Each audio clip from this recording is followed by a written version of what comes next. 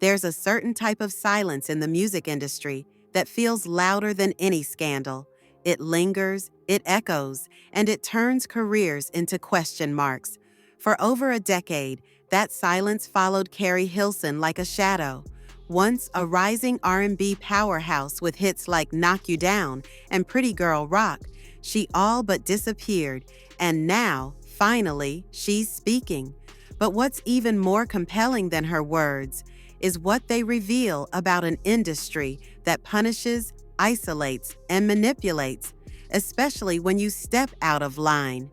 Keri sat down with The Breakfast Club in a raw and vulnerable interview that didn't feel like a comeback. It felt like a reckoning, and from the jump, it was clear this wasn't going to be your typical press run.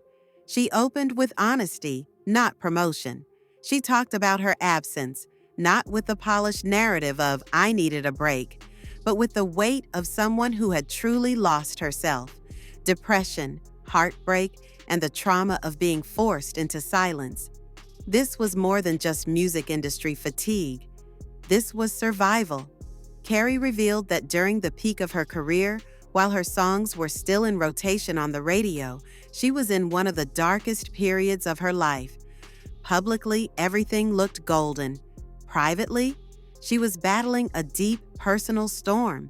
And what made it worse, what nearly broke her, wasn't just what happened behind closed doors. It was what happened when the industry turned its back. She made it clear she wasn't blackballed. She chose to walk away. But not because she wanted to, because she had to. She described an environment where the label made decisions for her, down to which producers to work with, what songs to release, and even what statements to make. Imagine being known as a songwriter and still being silenced when it comes to your own music. That contradiction alone speaks volumes about how female artists, especially Black women, are treated in this industry. But perhaps the most heartbreaking moment came when she talked about a mistake that still haunts her. That infamous diss track, the one that allegedly took shots at Beyoncé and Ciara. Keri said it wasn't even her idea. She didn't write it. She didn't want to record it, and she cried in the studio begging not to do it. But she did it anyway. Why? Because she was young, scared, and told that her album might not come out if she didn't comply. And when the backlash came, everyone else moved on. She was left alone to take the fall. Executives continued their careers. Producers kept their deals. And Keri Hilson? She became the villain of a narrative she didn't even write. She's carried that shame for over a decade. The regret isn't just about the track. It's about not fighting harder for herself, about protecting others while no one protected her, about being misunderstood and misrepresented while staying silent because speaking might only make it worse. But here's what's powerful. She's not angry. She's not bitter. She's just tired of carrying the weight alone. What's striking about Keri Hilson now is her clarity. This isn't a woman trying to reclaim fame. This is a woman reclaiming herself. She's done the inner work, she's healed, and she's coming back on her own terms. But make no mistake, she's still cautious. Throughout the interview, you could feel the tension. Keri is walking a tightrope, wanting to be honest, but knowing that honesty still has a price. She admitted that doing interviews again is scary, not because she's unsure of who she is, but because she knows too well what happens when your words are taken out of context. When a single sentence becomes a headline, when a soundbite becomes your reputation, and that fear, it's not paranoia, it's lived experience. She described the online trolling, the relentless comments from the Bayhive, the way her every post was met with bees, no matter the caption, no matter the context. And she never even named Beyoncé in that song. That's the wildest part. Her name was never in the lyrics, but the interpretation was enough to ignite a firestorm. And once the internet decides you're the villain, good luck rewriting that narrative. What's even sadder is how much grace Keri continues to extend. She speaks about Beyoncé with respect, calling her one of the greatest artists of all time. She even hopes for a conversation one day, just to clear the air, to make peace, not for publicity, but for peace of mind. Think about that. After all these years, after all that backlash, Keri Hilson is still protecting people, still choosing empathy over exposure. She never outed the writer of the diss. She never dragged the producer who pressured her. She just took the hit and kept quiet, because that's what so many women are taught to do in this business. But now, she's done protecting everyone but herself. She talked about how stepping away from music allowed her to rediscover her humanity. She described losing her passion completely, how she stopped singing, stopped listening to music, even stopped humming in the shower. That's how heavy the silence became. That's what the industry took from her. But in that silence, something else grew: peace. She found safety in her real life, in her friendships, in her spiritual journey. And that peace is what she's most afraid of losing now. Because coming back into the spotlight means reopening the wounds. And this time, she's not willing to sacrifice herself for someone else's agenda. She even admitted that before, she was so desperate to make things right that she would freeze anytime someone mentioned the past. Now, she wants to tell the truth, not to dwell in drama, but to finally move forward. And the biggest revelation of all, despite everything, she's still willing to work with the very people who left her out to dry. Not because she's forgotten, but because she refuses to be bitter. She's healed enough to keep a professional distance, to maintain boundaries, to say, "You'll never force me again." That's not weakness, that's power. One of the most powerful moments in the interview came when Keri admitted her biggest regret wasn't the song. It was not fighting harder. She was young, scared, and under pressure.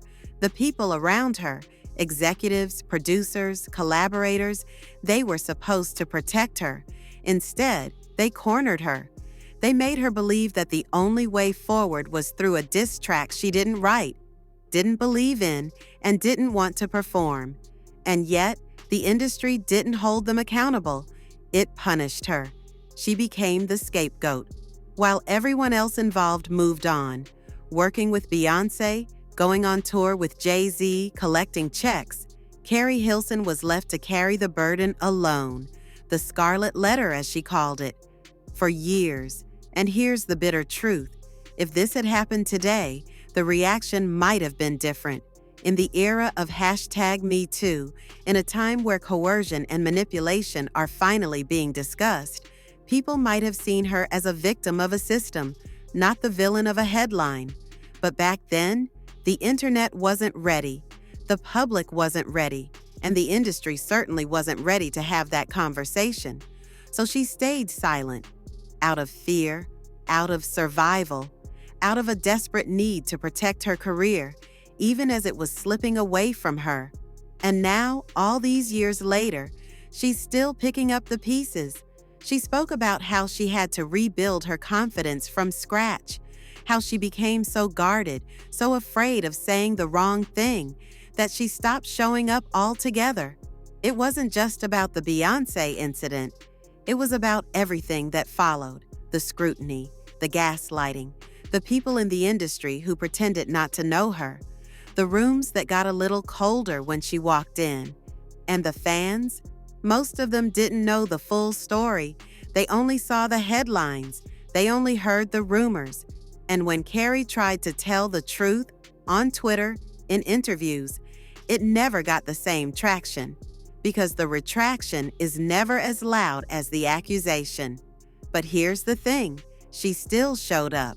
Not for clout, not for pity, but because she knew she had more to say, more music to give, more healing to offer. And now she's doing it her way. She's releasing her new album in 3 parts, because after such a long absence, she felt she owed the audience more than just a single project. She's telling a full story: love, drama, redemption, not just through the music, but through her digital series, Me versus Me, where she finally gets to narrate her own comeback. This isn't a comeback driven by revenge.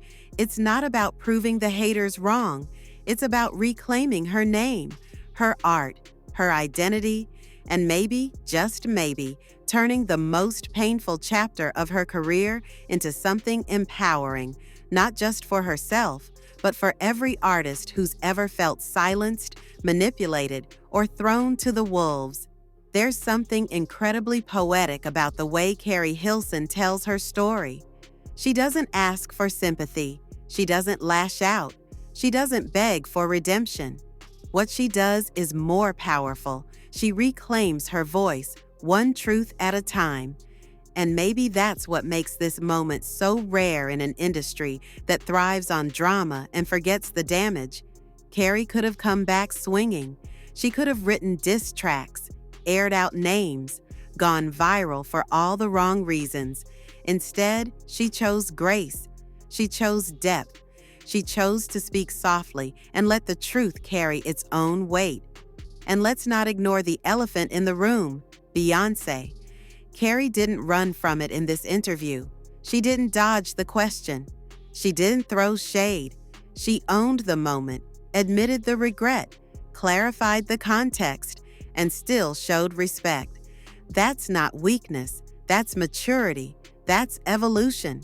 And maybe that's what the industry and the fans weren't ready for back then.